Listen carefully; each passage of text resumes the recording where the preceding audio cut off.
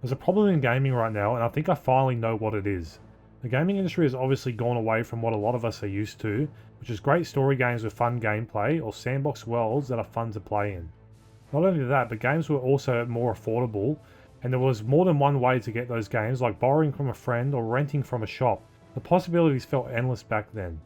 Have you ever noticed that any time a game comes out, it's great or even just good in some instances, and we act like it's the best game ever made? We see it all the time now, and it seemed to really start with things like Elden Ring.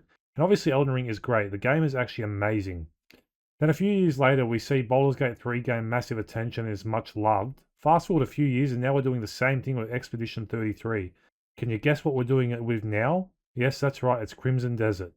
I love all these games, and I'm guilty of that too. They could be some of my favourite games of all time, but it seems that these days we feel so much better about those games because they aren't normal in the industry anymore, and that's the problem. You can count probably hundreds of games from when you were young that were simply fun, with great gameplay and stories. Who remembers playing something like Prince of Persia for the first time? And what about Far Cry 2 or Far Cry 3? Oh, and here's one for you, Grand Theft Auto San Andreas. And the best part of that was when the games came out in those times, they felt like they just released, not announced and then released 5 or more years later.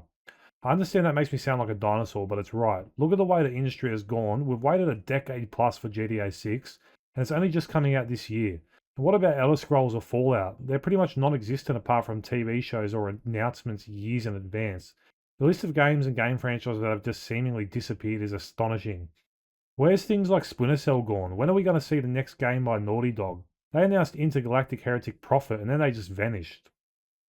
The gaming industry has been mismanaged for far too long, in my opinion, and we've seen the best developers go from innovating to chasing live service trends.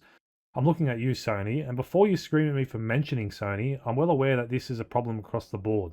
Does anyone find it a coincidence that in the era of live service games, it was also followed by years and years of thousands of layoffs across the industry? We have the biggest game of the past decade in Fortnite upping the price of V-Bucks so they can pay the bills, as they say. Fast forward a few weeks and Epic lays off 1,000 employees, which is 20% of their workplace. How does the biggest game of the past decade with millions of players on the game daily struggle financially? The people who manage these companies clearly need to find a new job because the job they're doing now clearly is not one they're good at.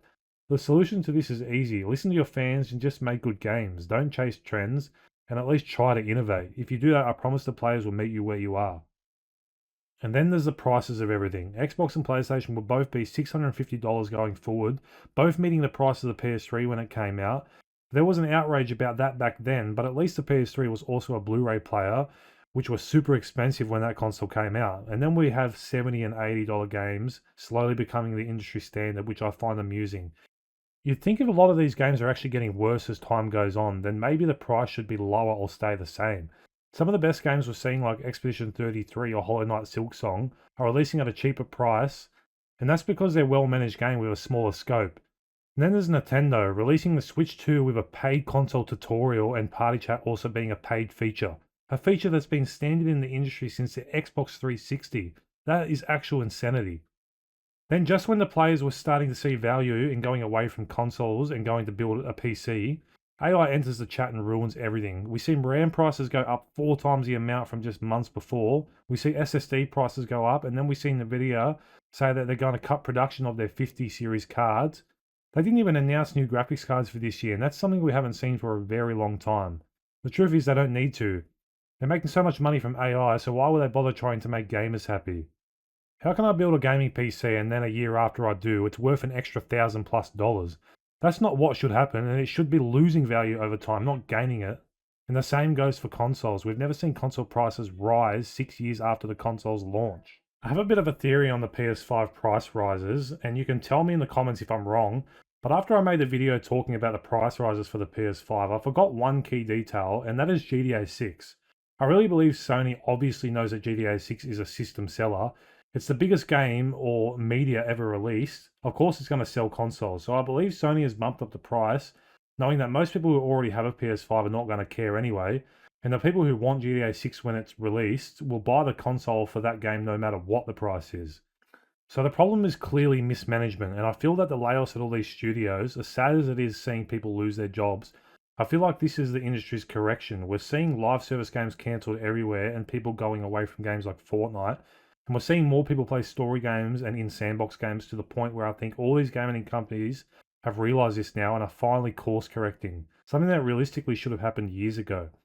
Now, the worry I have though is what's next. We have seen these gaming companies go away from things like loot boxes and paid DLCs before to live service battle passes, and that's really hurt the industry as a whole, I feel. The problem I've got with all this is the fact that we know someone will come along eventually with that next big way to monetize people, and that's going to hurt the industry even worse. So now let me repeat the solution to this. Listen to the players, stop the greedy microtransactions, focus on quality games and not regurgitating the same slop, and I'm looking at you, Call of Duty. Manage your company better, smaller budgets with a tighter scope and a focus on quality. Stop showing games too early, and if you do, be more transparent about it. Price your game according to its quality and content, not because you blew out the budget. You did that, not us. And if you do these things, we'll finally see the industry go back to what it once was, a fun getaway from all the real life problems we all have. Anyway, guys, that's pretty much all I've got to say on this topic right now. Let's talk about all this in the comments below. People were really emotional about the price rises for the PS5, and it showed in the comments in my last video, so let's have another conversation. Alright guys, I'll talk to you all in the next video.